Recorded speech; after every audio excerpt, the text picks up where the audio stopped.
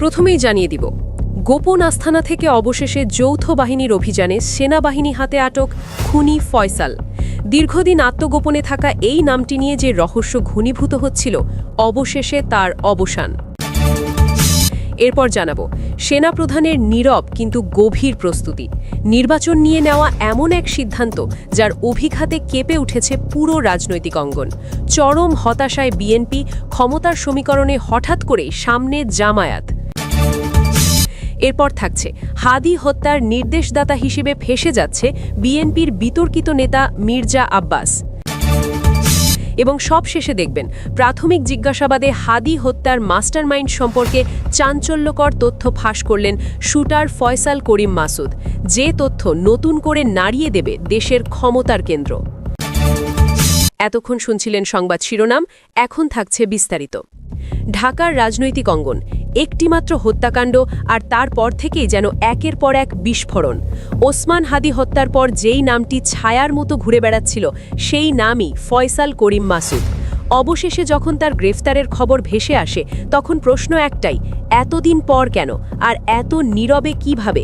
কর্তৃপক্ষ জানিয়ে দেয়, থামুন, এটা কোনো মামুলি গ্রেফতার নয়, এটি ছিল সেনাবাহিনীর নেতৃত্বে চালানো একেবারে বইয়ের পাতার মতো নিখুঁত, উচ্চ ঝুঁকির, কৌশলে ভরপুর যৌথ অভিযান। আইন এখনও কাউকে চূড়ান্ত অপরাধী বলেনি ঠিকই, কিন্তু অভিযানের ধরনই বলে দিচ্ছে বিষয়টা মোটেও সাধারণ নয়।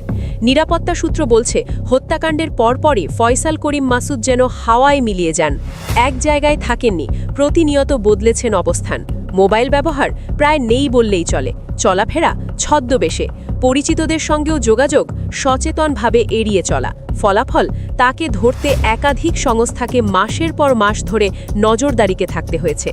গোয়েন্দা বিশ্লেষণে উঠে আসে এক চাঞ্চল্যকর ধারণা, ফয়সাল রাজধানীর বাইরে অর্ধ শহর এলাকায় আত্মগোপনে, কিন্তু সেখানেই সরাসরি অভিযান মানেই ছিল রক্তপাতের ঝুঁকি।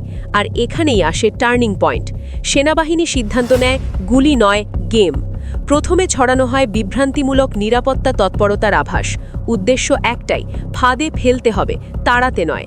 একই সঙ্গে সাদা পোশাকে একটি দল সাধারণ মানুষের ভিড়ে মিশে যায়। দিন যায়, রাত যায়, নজরদারি চলতেই থাকে। শেষ পর্যন্ত নিশ্চিত হওয়া যায় সন্দেহভাজন নিয়মিত যাতায়াত করছেন একটি নির্দিষ্ট স্থানে, যদিও প্রতিবারই চরম সতর্কতায়। তারপর আসে সেই দিন, ভোরের আলো ফোটার আগেই সেনাবাহিনীর বিশেষ ইউনিট নীরবে ঘিরে ফেলে পুরো এলাকা। কোনো সাইরেন নেই, কোনো ধাওয়া নেই, নেই অস্ত্রের ঝনঝনানি।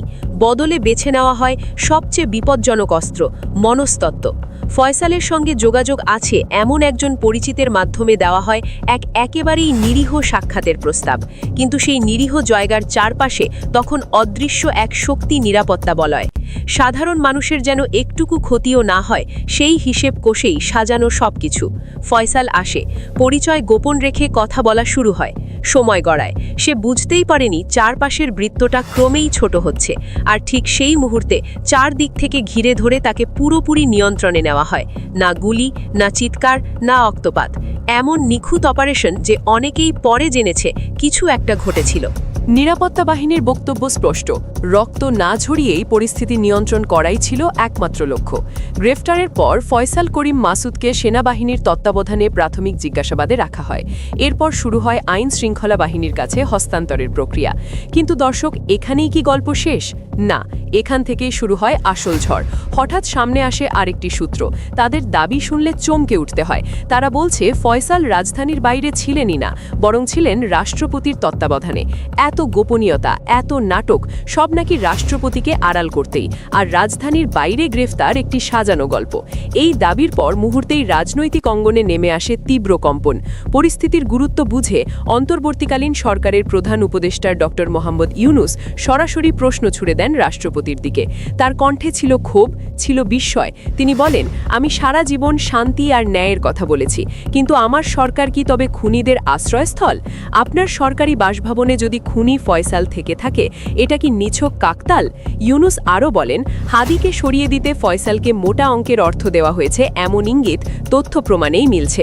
তার প্রশ্ন আরও ধারালো, এই কি সেই বাংলাদেশ যার স্বপ্ন মানুষকে দেখানো হয়েছিল? একটার পর একটা চমক। কেঁচো খুঁড়তে খুলতে গিয়েই যেন বেরিয়ে আসছে বিষধর সাপ। হাদি হত্যার পর্দা উঠতে শুরু করেছে। এতদিন যাদের দেখা যায়নি তারা নাকি এখন আলোয় আসছে। পুলিশি তদন্তে উঠে আসা তথ্য রাজনীতির অন্দরমহলে রীতিমতো ভূমিকম্প ঘটিয়েছে। হত্যার মাস্টারমাইন্ড হিসেবে একের পর এক হাই প্রোফাইল নাম সামনে আসছে, আর সবচেয়ে বড় ধাক্কা রাষ্ট্রপতির নাম। তদন্ত সংশ্লিষ্ট সূত্র বলছে এটি কোনো একক ঘটনা নয়, এটি বহু দূর পর্যন্ত বিস্তৃত একটি গভীর ষড়যন্ত্র। সিসিটিভি ফুটেজ, কল রেকর্ড, আসামিদের জবানবন্দি সবই ইঙ্গিত করছে একটি নির্দিষ্ট মহলের দিকে।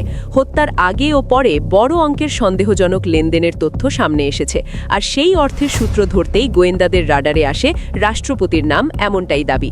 অভিযোগ এখানেই থামে না, তদন্ত ভিন্ন খাতে নিতে ইচ্ছাকৃতভাবে বিভ্রান্তিকর তথ্য ছড়ানো হয়েছে বলেও অভিযোগ। সর্বশেষ দাবি আরও ভয়ঙ্কর। রাষ্ট্রপতির সরকারি বাসভবন থেকেই নাকি ফয়সাল করিম মাসুদকে আটক করা হয়েছে।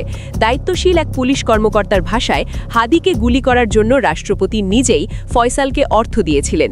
প্রশ্নটা তাই ভয়াবহ, রাষ্ট্রের সর্বোচ্চ অভিভাবকের আসনে বসে একজন খুনিকে ভাড়া করা এবং তাকে পাহারা দেওয়া কিভাবে সম্ভব? ওসমান হাদির হত্যাকাণ্ড এখন আর শুধু একটি খুন নয়, এটি হয়ে উঠেছে ক্ষমতা, ভয় আর বিশ্বাসঘাতকতার এক অন্ধকার অধ্যায়।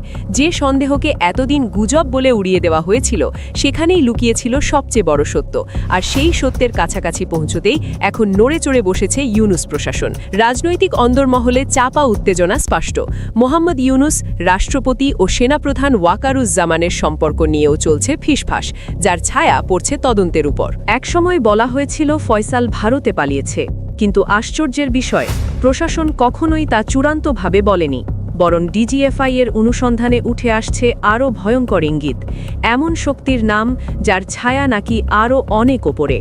তদন্ত সংশ্লিষ্টরা বলছেন, ফয়সাল যদি জীবিত থাকে তবে ফাঁস হয়ে যেতে পারে সেই নাম যে দাবার বোর্ডে বসে পুরো খেলাটা নিয়ন্ত্রণ করেছে। সেই মাস্টারমাইন্ড সামনে এলে কেঁপে উঠবে বহু সপ্তভিত। সবচেয়ে বড় প্রশ্ন, ওসমান হাদির সঙ্গে রাষ্ট্রপতি ও সেনাপ্রধানের সম্পর্কই বা কী ছিল?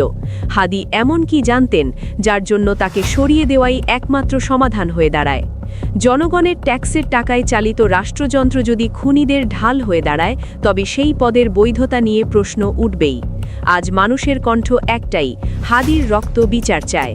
প্রিয় দর্শক, আপনারাও যদি ওসমান হাদি হত্যার মূল হোতাদের বিচারের দাবি জানাতে চান, কমেন্টে লিখুন হাদি হত্যার বিচার চাই। এদিকে মনোনয়ন না পেয়ে যেন এক প্রকার বিএনপির শত্রুতে পরিণত হয়েছেন বিএনপি থেকে সদ্য বহিষ্কৃত রুমিন ফারহানা। বিএনপিকে উদ্দেশ্য করে ভিন্ন ভিন্ন সময়ে দিচ্ছেন ভিন্ন ভিন্ন বক্তব্য, জানিয়ে রীতিমতো সমালোচনার ঝড় বয়ে যাচ্ছে সামাজিক মাধ্যমে।